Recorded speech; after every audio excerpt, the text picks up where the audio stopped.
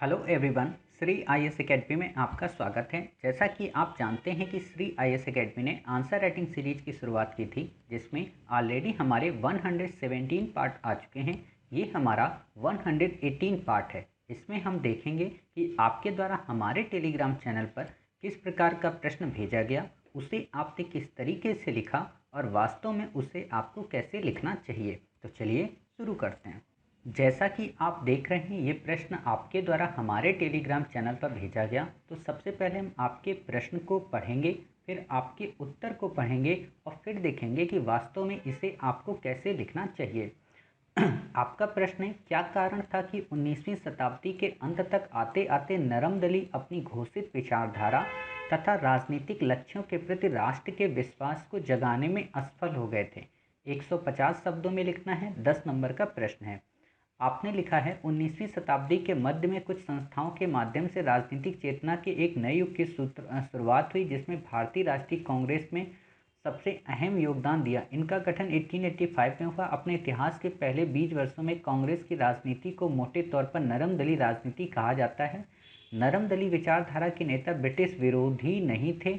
इन लोगों को ब्रिटिश न्याय पर पूरा भरोसा था, इसलिए इन्होंने अपनी मांगों को प्रस्तुत करने के लिए याचिकाएं, प्रस्ताव, अधिवेशन, पत्रक, पुस्तिका इत्यादि का सहारा लिया।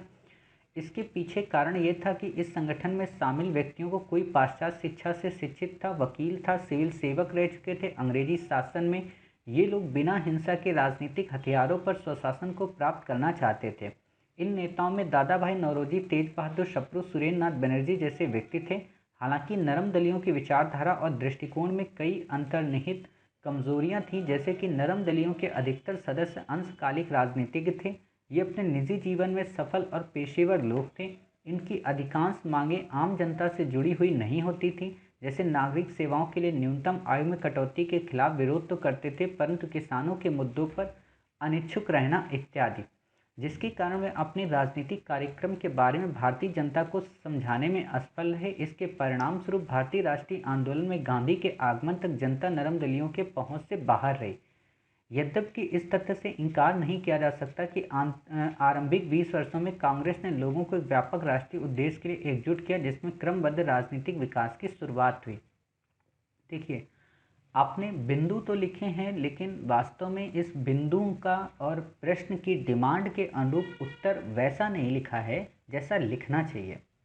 आपने क्या किया कि ज़्यादा से ज़्यादा प्रश्न के भाग को बैकग्राउंड बताने में खपा दिए। आपको बैकग्राउंड इतना डिटेल में नहीं बताना। एग्जामिनर को आराम से पता है कि हाँ, कांग्रेस की स्थापना कब हुई थी और कांग्रेस की स्थापना के अंतर्गत ही कई विचारधाराओं की उत्पत्ति हुई। क्लियर। और आप जब बताओगे तो इसमें डायरेक्ट बताया करो। कैसे? जब आप भारतीय राष्ट्रीय आंदोलन पढ़ते हो ना, तो भारतीय राष्ट्रीय आंदोलन को 3 चरणों में बांटकर देखा जाता है। एक क्या है, 1885 से 1905 अर्थात नरमपंथी आंदोलन।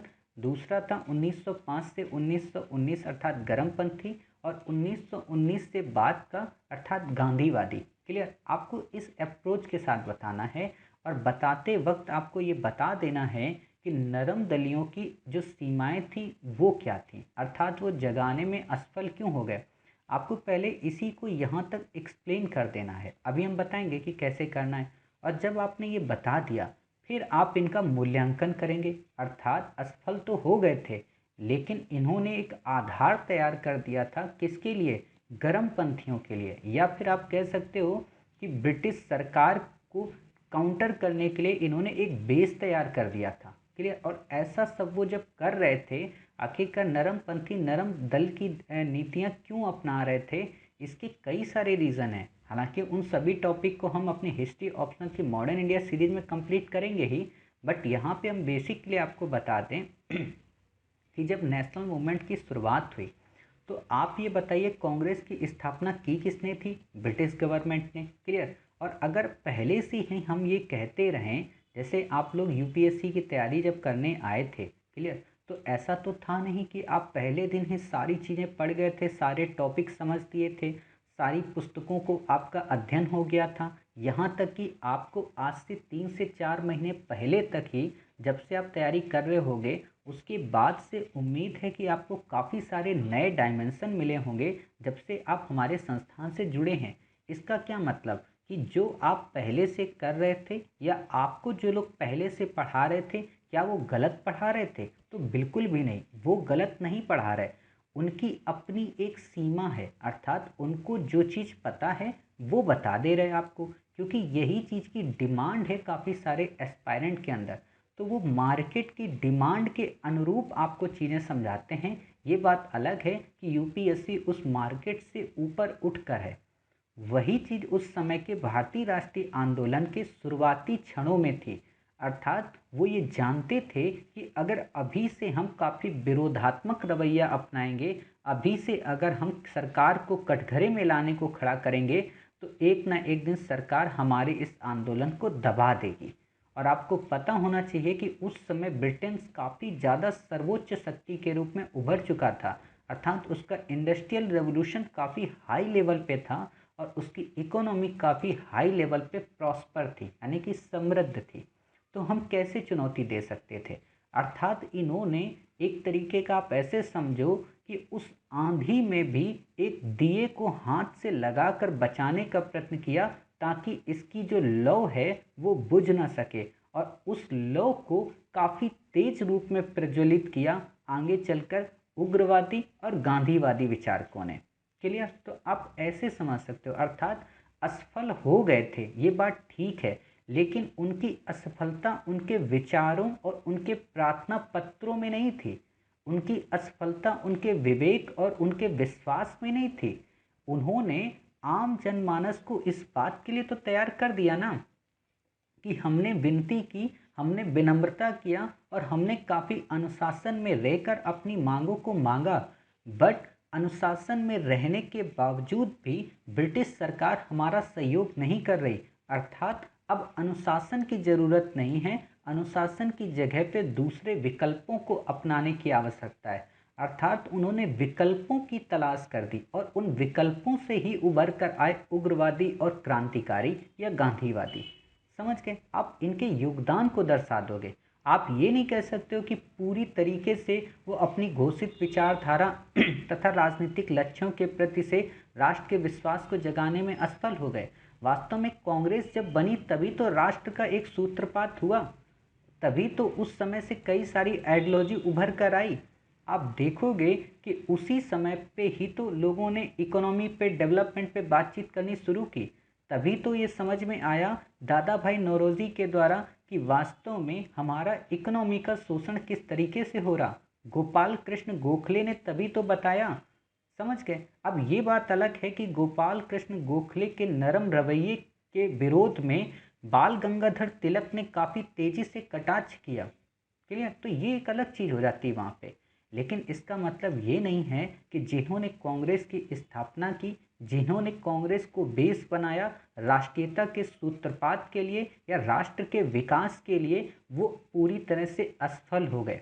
असफल अगर हो गए होते तो आप ये बताइए कि 1905 के बंगाल विभाजन के समय इनके जो आंदोलन थे उस समय क्रांतियां ही हुई होती। क्यों धरने, प्रदर्शन और हड़तालें की गईं? क्यों इनके कहने पर ही बाद में 1911 में बंगाल विभाजन को वापस लिया गया? समझ सकते हो? अर्थात ये असफल नहीं हुए थे।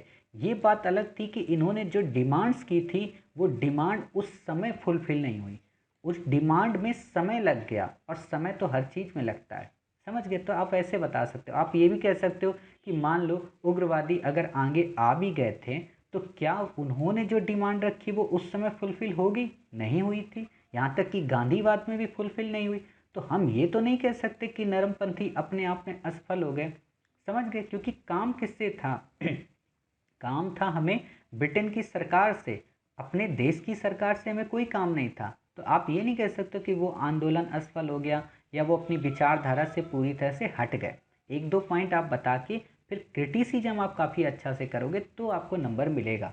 और ये 150 शब्दों में आपको लिखना है, तो आप इस तरीके से इसे लिख सकते हैं। बाकी इसका काफ़ी डिटेल अध्ययन हम तब करेंगे जब अपने नेशनल मूवमेंट के टॉपिक को पढ़ेंगे, और वहाँ पे हम नरमपंथियों के संदर्भ में केवल 1 से 2 घंटे की क्लास करेंगे। क्योंकि ऐसे टॉपिक पे क्या होता है कि लोगों के पास मटेरियल नहीं होता, साथ ही लोगों की थिंकिंग कैपेसिटी उतनी बिल्ट नहीं होती, और वो हमेशा उग्रवादियों को या क्रांतिकारियों को या गांधीवाद को हमेशा उनके समक्ष एक बड़ी लाइन के रूप में देखना पसंद करते हैं।